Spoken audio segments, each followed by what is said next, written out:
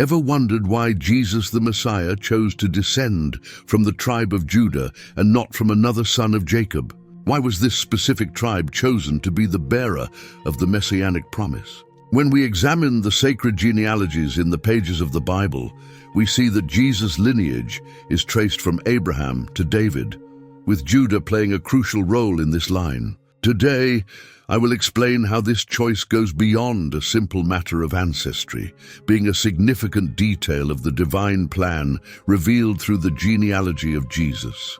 The genealogy of Jesus, traced from Abraham to David, is fundamental to understanding his descent through the tribe of Judah. Abraham, considered the father of faith, received the promise from God to be the patriarch of a great nation. He had two notable sons, Ishmael, son of Hagar, and Isaac, son of Sarah. The divine promise was specifically directed to Isaac's descendants. Isaac, in turn, had two sons, Esau and Jacob. The birthright blessing, which would normally guarantee a privileged position, was transferred from Esau to Jacob in an episode known as the selling of the birthright. Jacob, later also called Israel, became the ancestor of the 12 tribes of Israel. Among Jacob's sons, Judah plays a central role in the genealogy of Jesus. The messianic prophecy recorded in the Old Testament outlines the beginning of the prophetic trajectory, with the patriarch Jacob blessing his sons before his death. It was expected that among Jacob's sons, Reuben, Simeon, or Levi would assume the leadership of the tribe and carry the blessing. However, significant moral failings disqualified each of them from being the firstborn.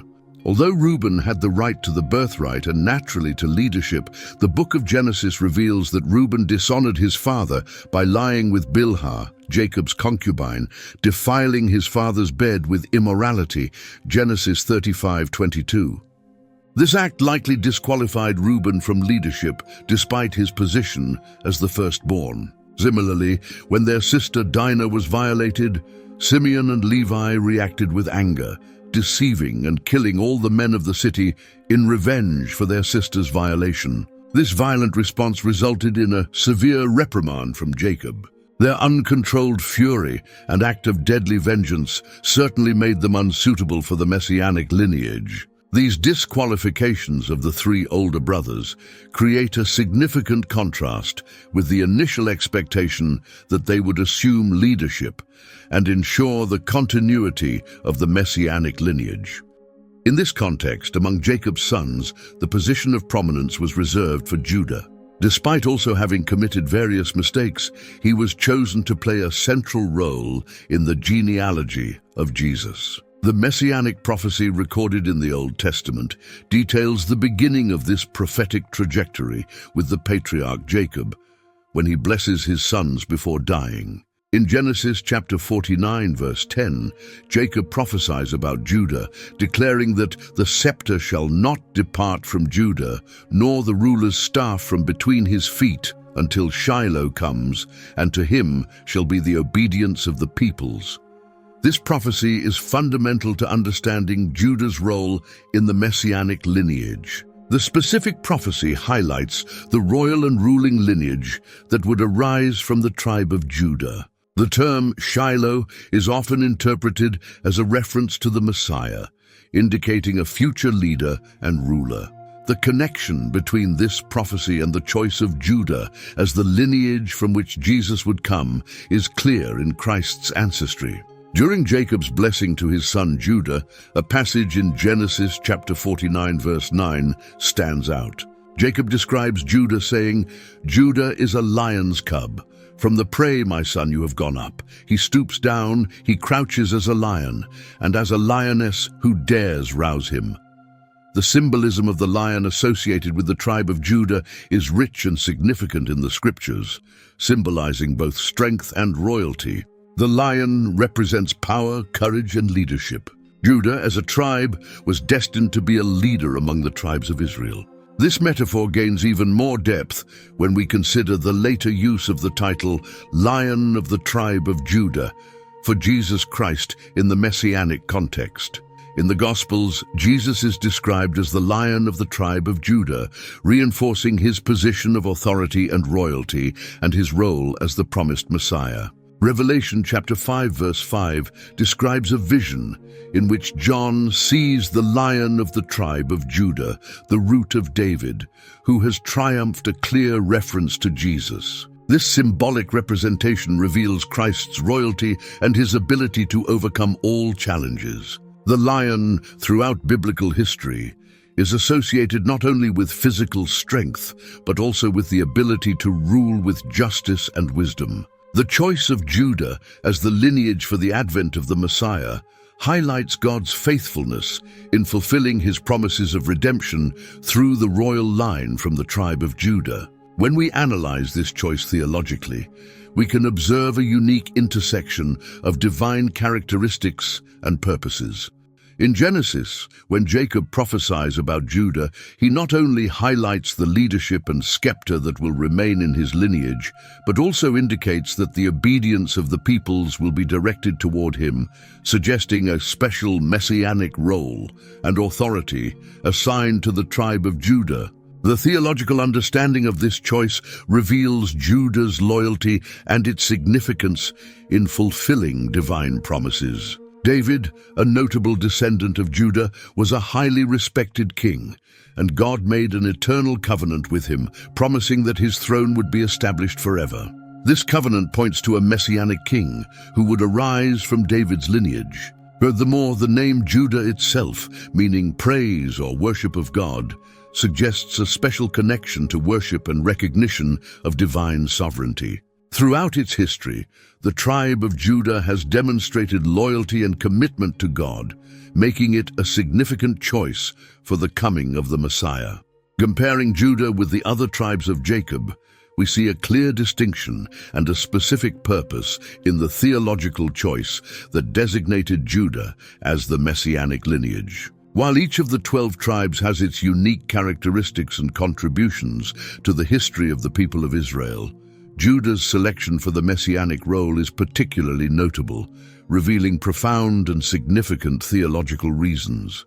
Other tribes, such as Reuben, Simeon, Levi, and others, played important roles in various contexts. For example, Levi was designated for the priesthood, and the tribe of Joseph, represented by Ephraim and Manasseh, also received specific blessings such as leadership and stewardship. Each tribe contributed uniquely to the formation and identity of the people of Israel. However, the theological reasons for choosing Judah go beyond his individual characteristics. The patriarch Jacob, in blessing his sons for the last time, highlighted specific qualities in Judah that would make him suitable for a unique role in the history of redemption. In Genesis chapter 49, Jacob prophesies about Judah, describing him as a lion, which symbolizes strength, leadership, and royalty. These characteristics were essential for the messianic mission that would unfold through his lineage. By closely examining the biblical stories, we see small details and decisions that reveal how everything was meticulously planned within divine purposes, preparing the lineage leading to Jesus. The story of Joseph is a significant narrative that clearly illustrates divine providence in choosing the tribe of Judah to play a crucial role in the messianic lineage. Joseph's saga begins with his father's, Jacob's, preference, manifested through the gift of a colorful coat, which incites jealousy among his brothers. This resentment leads Joseph's brothers to conspire against him, even considering his murder. However, Judah's decision to suggest selling Joseph instead of killing him marks a crucial turning point in the biblical narrative, with profound implications for the lineage of Judah and the fulfillment of the divine plan.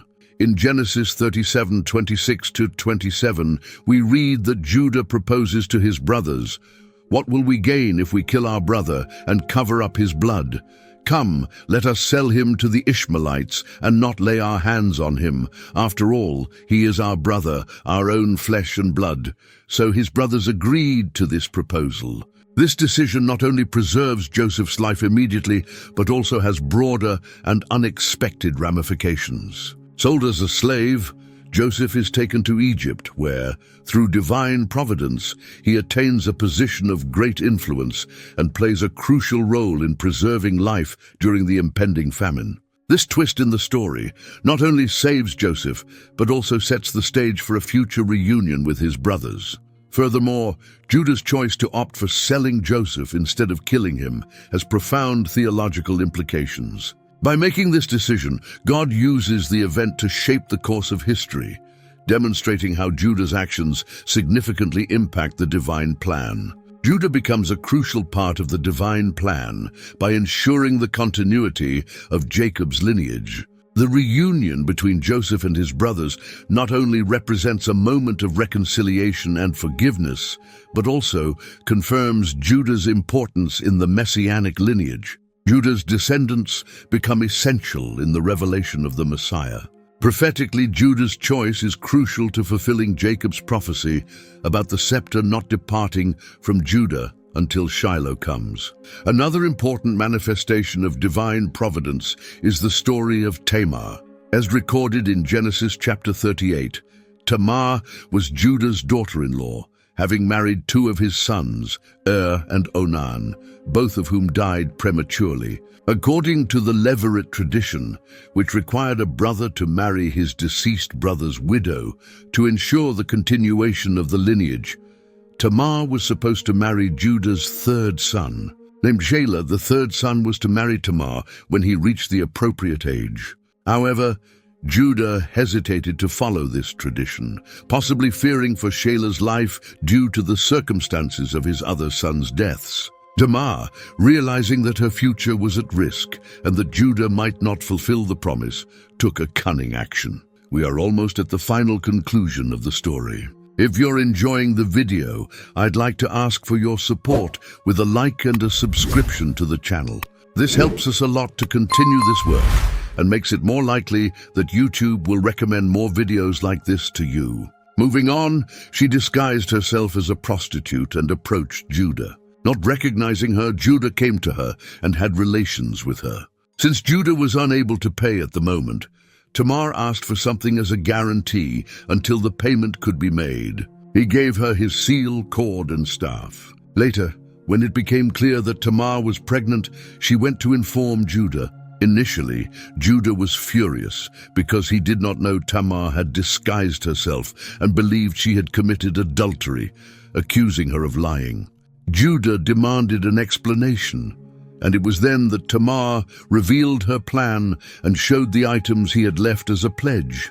Recognizing his mistake, Judah acknowledged the righteousness of Tamar's actions and declared that she was more righteous than he. Tamar gave birth to twins, Perez and Zerah, with Perez being an important ancestor in the lineage leading to the Messiah.